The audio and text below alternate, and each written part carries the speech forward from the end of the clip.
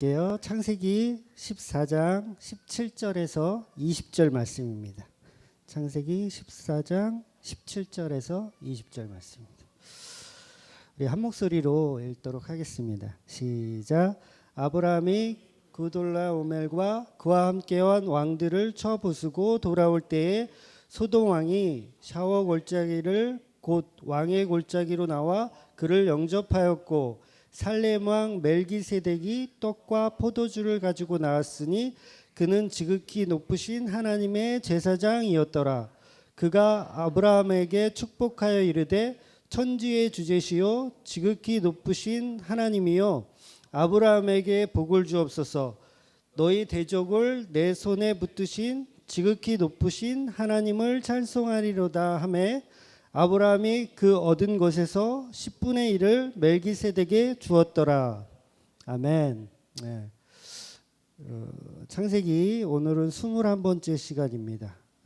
제목은 11조라고 잡았어요. 우리가 살아가는 데 있어서 미래를 바꿀 수 있나요? 한번 그런 질문을 한번 드려보고 싶어요. 미래를 바꿀 수 있나요? 질문 자체가 조금 이상하죠. 무슨 얘기냐면 내가 앞으로 어떤 C급의 인생을 살아갈 것 같다라고 본인이 느끼잖아요. 나는 앞으로 D급의 인생 아니면 C급의 인생 아니면 B급의 인생을 살아갈 거다라고 느끼는데 그걸 내가 노력해서 나는 A급의 삶으로 바꿀 거야 라고 이렇게 미래를 바꿀 수 있나요 없나요? 대답을 한번 해보세요. 바꿀 수 있겠죠. 얼마든지 노력을 해서 나는 A급의 삶을 살아. 지금은 내가 형편이 없지만 내가 바꿀 수 있어라고 노력할 수 있어요. 그러면 과거를 바꿀 수 있나요? 과거. 지나간 과거. 바꿀 수가 없죠. 이것도 질문이 조금 잘못된 거예요. 여러분 역사를 바꿀 수 있나요? 역사. 못 바꾸죠. 이러니까 여러분들이 항상 일본한테 조 터지는 거예요. 왜냐하면 역사는 바뀝니다. 어떻게 바뀌어요? 어떻게 해석하냐에 따라서 그 역사가 바뀌는 거예요. 예를 들어서 일본은 우리 그 위안부들을 보면서 자기네들이 역사를 바꿔버렸어. 쟤네들은 지들이 좋아서 이렇게 한 거야. 돈 벌려고 와가지고 이렇게 위안부 그걸 한 거야 라고 얘기하잖아요. 역사를 바꿔버린 거예요. 아주 독특한 인간들이죠. 그런 것처럼 사실 이 성경도 우리가 그 성경의 팩트가 그대로 있음에도 불구하고 우리가 마음대로 바꾸고 싶으면은 막 바꿔요. 없는 얘기도 막 있는 것처럼 얘기하기도 하고요. 성경 어디에도 이만이라는 이름은 등장하지 않습니다. 그죠? 문선명이라는 이름도 등장하지 않아요.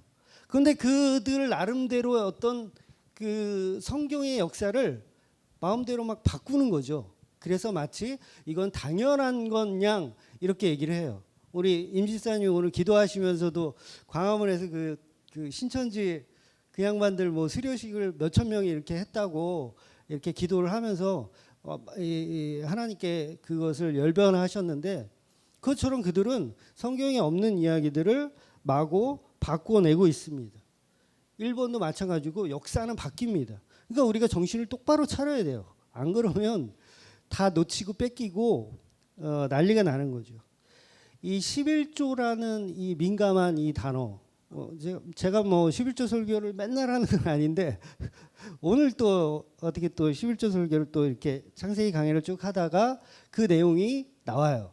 11조라는 어떤 개념이 처음으로 도입되는 그 메시지가 오늘 아브라함의 11조 사건입니다. 초대교회를 보면 베드로, 사도 바울 그 누구도 11조를 했다라는 기록이 없습니다.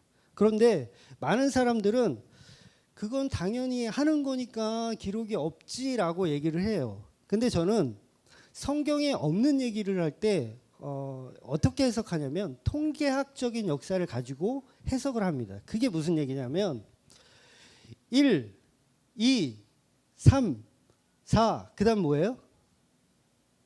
5죠. 이게 통계학적인 해석이라는 거예요. 5라는 숫자가 성경에 없지만 1, 2, 3, 4가 있다면 5를 유출해 낼 수 있다는 거죠. 이게 통계학적인 해석인데 예를 들어서 2 그다음 뭐예요?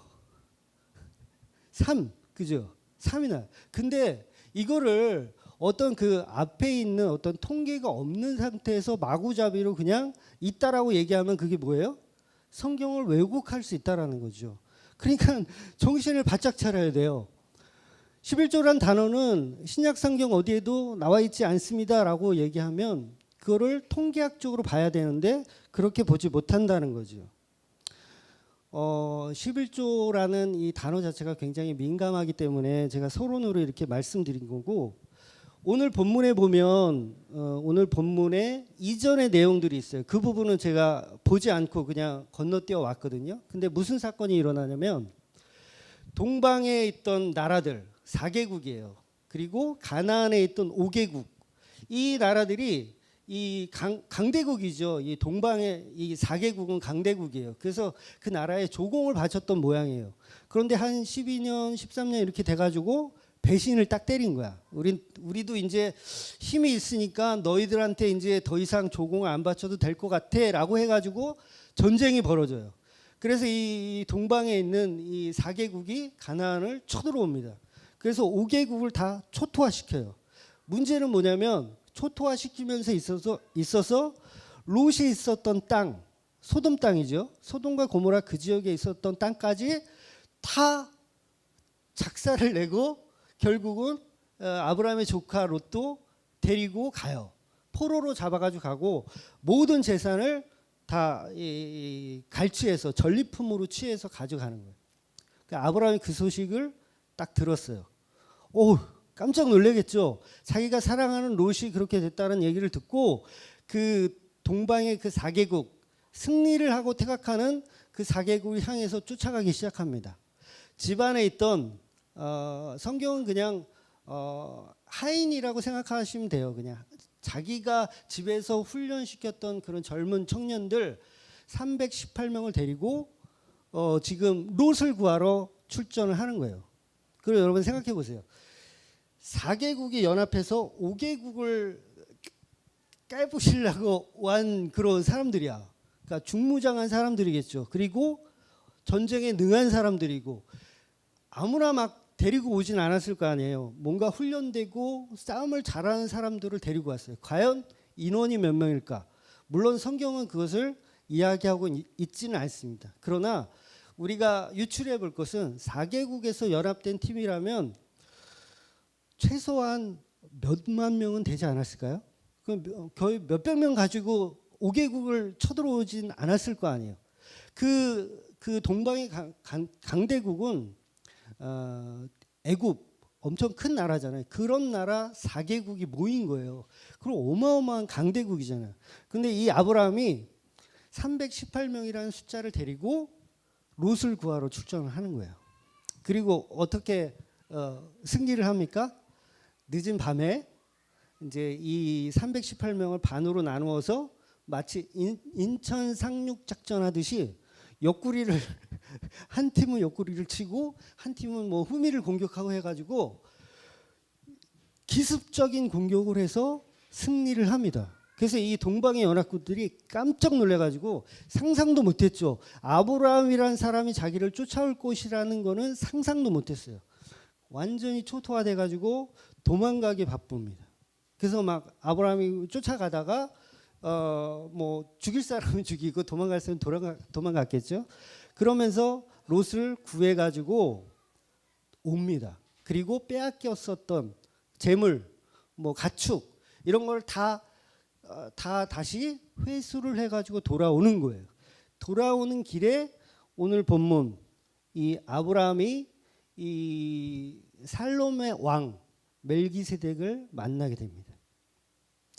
완전히 의기양양하고 아주 승리의 기쁨이 차 있겠죠. 아브라함은. 그래서 나오는데 이 아브라함이 이 멜기세덱을 만나가지고 뭐라 중얼중얼 얘기를 하고 나서 11조를 이 멜기세덱에게 바쳐요. 요 내용까지가 오늘 본문의 끝입니다. 그래서 이 11조는 시대적으로 보면 세 가지예요. 첫째는 율법 이전의 11조. 그러니까 지금 본문에 나오는 거죠. 율법 이전의 11조. 야곱의 11조도 마찬가지고, 물론 야곱은 바친다고 말로만 한 거고 나중에 바쳤는지 안 되고 확인이 좀 힘들고, 하여튼간 이 멜기세덱의 11조가 율법 이전의 11조예요. 그리고 두 번째 11조는 뭐냐면 레위기, 뭐 신명기 이런 데 나오는 율법적인 11조. 요거는 어떤 11조냐면 제사법의 하나예요. 제사에서 드려지는 제물을 얘기하는 거예요. 그리고 그 제물에 도덕법이라는 거를 집어넣어서, 그 도덕법은 뭐예요? 불쌍한 사람들, 가난한 사람들 도와주는 목적으로 11조를 거둔 거예요. 제사법이기도 하면서 도덕법에 적용받는 그 율법의 11조가 두 번째 시대의 11조예요. 그리고 신약의 11조는 뭐예요? 예수님께서 이제 제물대에서 돌아가셨기 때문에 더 이상 제사를 드릴 필요가 없기 때문에 이건 11조란 단어 자체가 성립이 안 되고 뭘로 바뀌어요? 연보로 바뀌는 거예요. 연보. 연보는 뭐예요? 세율이 없는 자원하는 마음으로 드리는 돈이에요. 그렇게 바뀝니다.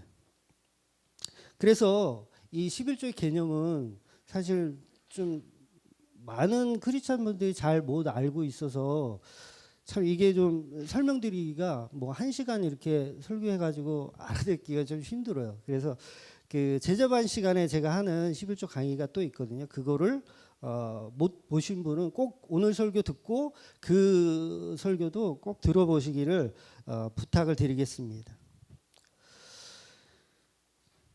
11조는 분명히 재물입니다. 돈이 아니에요.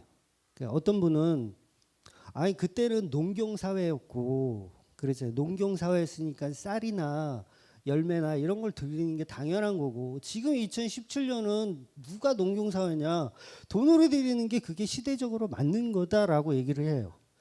저희 집안은요, 그 제가 교회를 다니기 전까지만 해도 유교 집안이었어요. 그래서 설날 때, 추석 때 모여가지고 차례를 지냅니다. 홍동백서 딱 해가지고 빨간 거는 동쪽, 하얀 거는 서쪽 이렇게 하고 홍동백서 딱 해가지고 음식을 딱 차려놓고 거기서 차례를 지내요. 절을 하는 거죠. 차례를 지내요.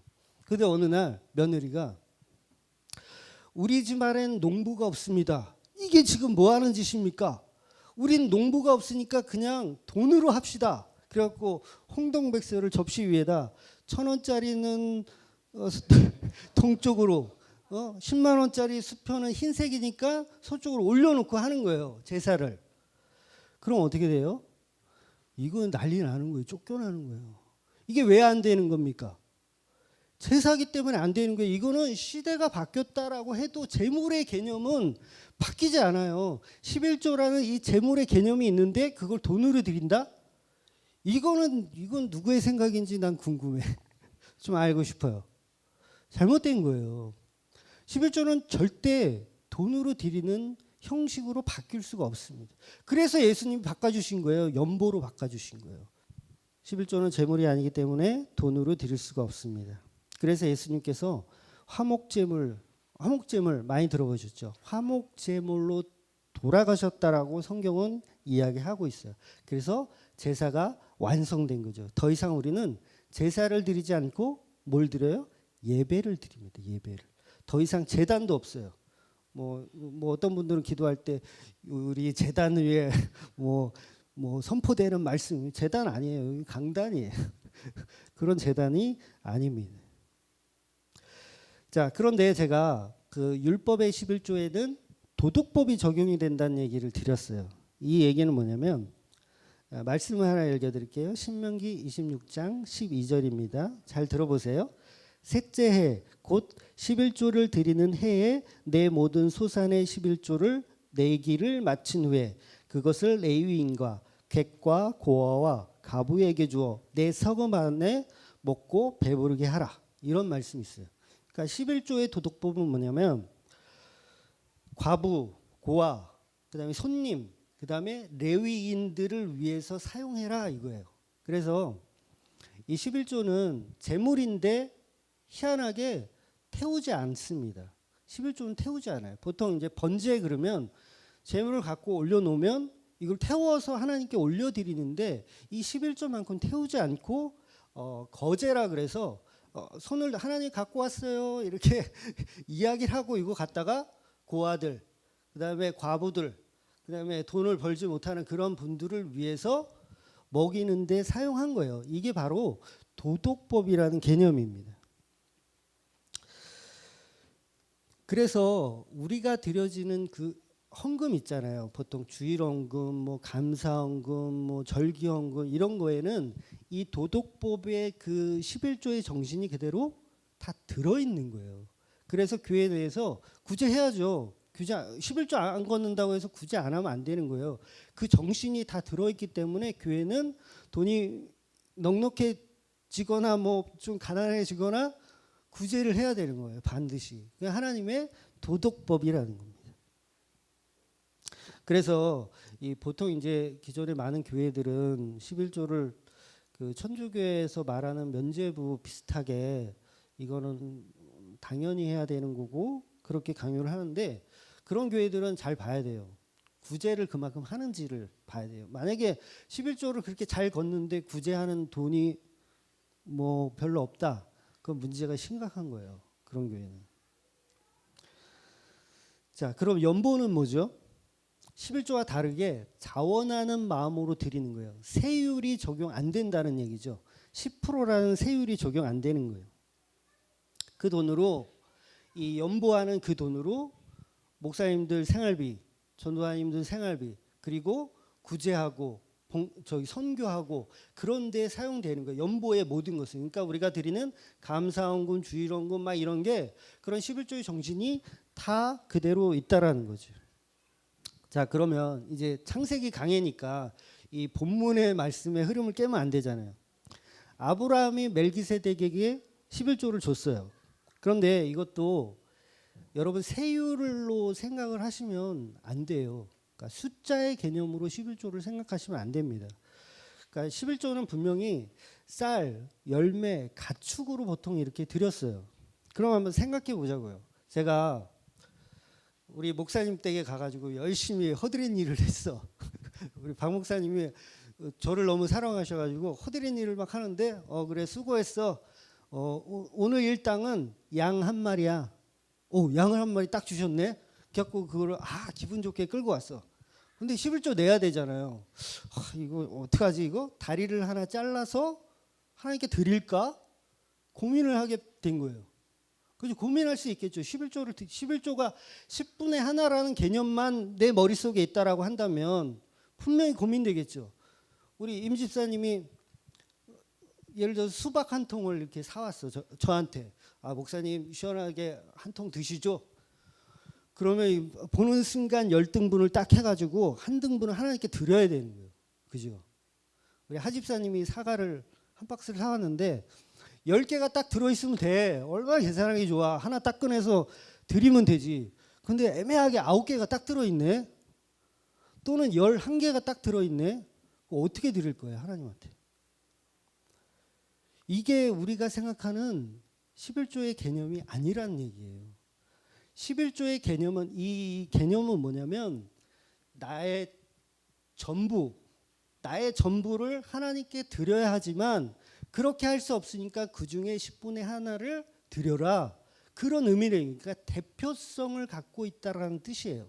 그러니까 요새 그 뜨는 노래 중에 그 윤종신 씨의 좋니? 그다음에 모르시죠? 윤종신이 좋니? 그 가사에 보면 그런 가사가 있어요. 네가 맞는지 모르겠네.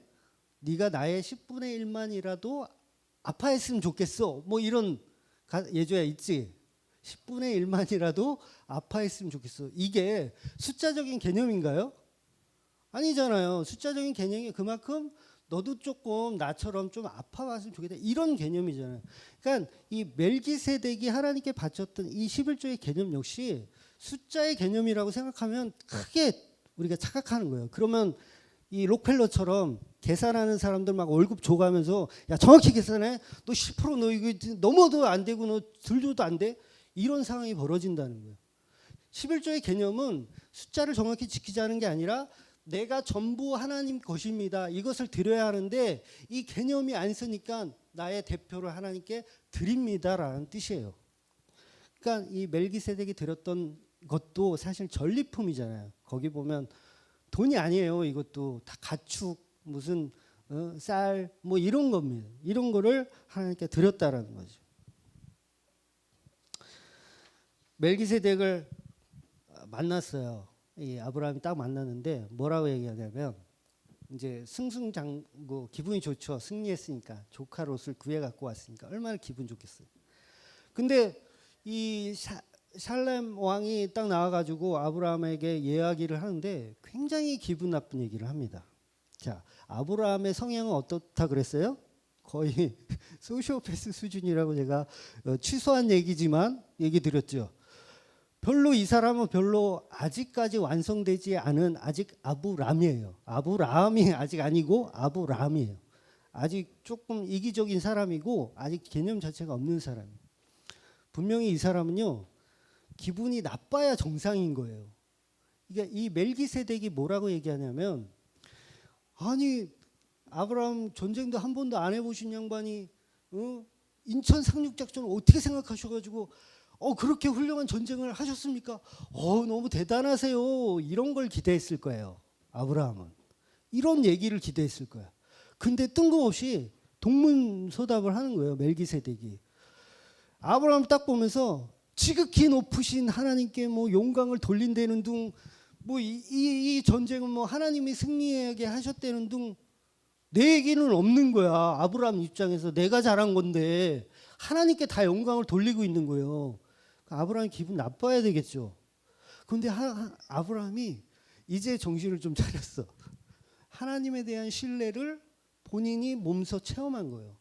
여러분 이 서두에도 말씀드렸지만 318명 가지고 그 군대를 이 착살낼 수가 없어요. 기드온의 300용사 아세요? 기억나세요? 사사기에 나오는 기드온의 300용사. 원래는 그 군대가요 32,000명이었어요. 그런데 하나님이 야 얘네들 다 돌려보내. 야, 이게 쓸데없어. 돌려보내. 왜 돌려보냈어요? 나중에 300명까지 줄이잖아요. 왜 돌려보냈어요? 내가 하나님 됨을 보여주기 위한 거예요. 너네가 쪽수가 많아가지고 이기면 너네가 잘했다고 생각하잖아. 나는 그런 거 원치 않아. 300명만 딱 남겨. 그러니까 항아리 횃불 들 사람들, 항아리하고 횃불 들 사람들 300명만 있으면 충분해. 바로 그런 개념이라는 거예요. 그런 개념을 아브라함이 느낀 거예요. 처음에 출전할 때는 롯을 구해야겠다는, 롯은 정말 자기 자식처럼 정말 사랑했던 그 조카잖아요. 아무 생각도 없어. 그냥 그거 구해야겠다는 일념 하나로 300명이 되는 가신들을 데리고 간 거야. 완전 이건 전투에 이길 거라는 사실 뭐 그런 것도 없어. 그냥 미쳐가지고 간 거예요. 그런데 그 전투에서 승리를 한 거예요. 깨달은 거죠. 아, 이건 하나님이 하신 일이구나라는 걸 아브라함을 깨달았어요. 그리고 멜기세덱이 나와서 그 얘기를 하니까 네, 맞습니다. 제가 한 게 아니에요. 하나님이 한 게 맞습니다라는 표시로 11조를 드린 거예요. 이 개념을 잘 이해하셔야 됩니다. 그래서 11조는 어떤 물질의 개념으로 생각하시면 절대로 이거는 오해를 풀 수가 없어요. 물질의 개념이 아니라 나의 전부를 다 드렸다는 거. 그 얘기는 뭐냐면 여러분의 전부가 뭐예요? 여러분의 전부가 뭡니까? 여러분의 대표가 뭐예요? 여러분 앞에 내세울 게 뭡니까? 여러분이 죽어서 저기 이제 심판대 앞에 섰어요. 상상하니까 미안하다. 심판대 앞에 섰는데 여러분 뭐 보여줘야 될 거 아니에요. 뭐 보여줄 거야? 서울대 졸업장 보여드릴 거예요? 아니면 뭐 저기 땅 문서, 집 문서 보여드릴 거예요? 뭐 보여드릴 거예요? 예수 그리스도의 십자가 보여드려야 되잖아요. 예수님을 보여드리는 이게 11조라는 거예요. 11조 뭐라 그랬어요? 들어서 하나님 갖고 왔어요. 보여주는 거잖아요. 그러면 내가 죽어서 심판대 앞에 섰을 때 예수를 보여줘야죠. 나 예수 믿는 사람이에요. 나 예수 믿었던 사람이에요. 그로 인해서 구원받은 사람이에요. 저의 대표는 예수 그리스도예요 라고 보여주는 것, 이게 바로 멜기세덱의 11조라는 거예요. 그러니까 11조는 결국 예수 그리스도를 예표하는 거예요. 그게 다른 게 아니에요. 예수 그리스도를 예표하는 거. 왜 사극 영화 같은데 보면 이 어릴 때 헤어진 오누이가 이 징표를 하나씩 갖고 있다가 이거를 맞춰봐. 그러니까 딱 맞아. 당신이 내 오빠였어요. 막 이러잖아요. 우리가 심판대 앞에 딱 섰을 때 하나님 앞에 이게 십자가의 개념인데 하나님 앞에 딱 설 때 내가 뭐 십자가는 두 개의 나무로 이루어졌잖아요. 하나의 나무를 가지고 하나님 내가 예수 믿고 왔어요. 그러면 예수님도 저쪽에서 떡과 포도주를 가지고 딱 나타나요. 쟤는 내가 알아. 얘는 내 저거야. 나하고 연합한 애야. 너 십자가 꺼내봐. 세로 십자가, 가로 십자가 맞춰보는 거예요. 이게 십자가의 11조의 개념이라는 거예요. 이게 잘 이해가 되셨으면 좀 좋겠습니다. 내 안에 승리하게 하신 하나님, 나를 승리하게 하신 하나님, 내가 내 힘으로 한 게 아니라 하나님께서 나를 승리하게 하셨다라는 걸 인정하는 11조. 이건 신앙 고백이라는 거예요. 그 신앙 고백은 결국 예수 그리스도라는 거죠. 멜기세덱이 했던 축복의 말씀을 이것은 너가 잘해서 한 게 아니고 하나님이 하신 거야. 너 그거 인정하니? 라는 질문이에요. 너 그거 인정하니? 네, 제가 인정합니다. 11조를 바치는 거죠. 네, 11조를 바쳤어. 내 안에 그리스도가 한 것입니다라는 걸 보여준 거죠. 아브라함은 내 안에 있는 그리스도가 나를 승리하게 하셨다라는 걸 증표로 11조를 멜기세덱에게 보여준 거예요. 그러니까 멜기세덱이 떡과 포도주를 가지고 나온 거죠. 서로 예수와 예수가 만난 거예요. 사실은 이게 따지고 보면 전쟁에서 빼앗은 전리품입니다. 따지고 보면 아브라함 것도 아니에요. 이거 사실은. 그죠? 아브라함 것도 아니에요. 전쟁에서 뺏은 거야. 다 가나안에 있는 그 사람들 거야. 그런데 이 전리품을 챙겨가지고 멜기세덱이 기뻐가지고 축복해줬다? 이게 도대체 이 말이 무슨 삼류 건달로 만드는 겁니까? 하나님을? 전리품을 취한 것을 10분의 1 나 줬으니까 내가 너를 축복해준다? 이 삼류 건달이지 이게 무슨 하나님인가요? 우리는 서두에 얘기한 것처럼 하나님을 너무 왜곡해서는 안 돼요. 하나님은 그런 하나님이 아니라는 거죠. 우리는 성경을 바르게 볼 필요가 있습니다. 멜기세덱이 11조를 달라고 말한 적도 없어요. 아브라함이 보여준 거예요. 내 안에 예수가 나를 승리하게 하셨어요 라는 신앙 고백을 보여준 거지 멜기세덱이 10분의 1을 너 바쳐라 이렇게 얘기한 것도 아니죠. 여러분은 어떤 11조를 바치시고 계십니까? 11조 봉투에 계산해서 나 월급 100만 원이니까 10만 원 넣어서 드리는 그 11조를 하고 계십니까? 아니면 예수 그리스도를 11조 하고 계십니까? 이건 너무도 중요한 거예요. 이제 우리 끝나면 찬양하겠지만 주의 보혈을 힘입어 주 앞에 나아가는 거예요. 예수 그리스도의 보혈의 피에 힘입어 나아가는 거예요. 그게 아브라함의 11조를 보여준 거라는 거죠. 예수가 없으면 예배가 헛됩니다.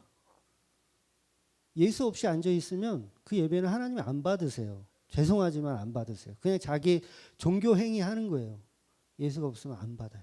아무리 많은 돈을 가지고 와서 이 제단 앞에 제단 아니라고 그랬는데 이 제단 앞에 올려놓는다고 해도 그거 안 받으시네요. 예수가 없으면 빠꾸에 빠꾸. 다시 돌아가 이거예요. 예배 때마다 나의 전부인 뭘 갖고 나와야 되냐?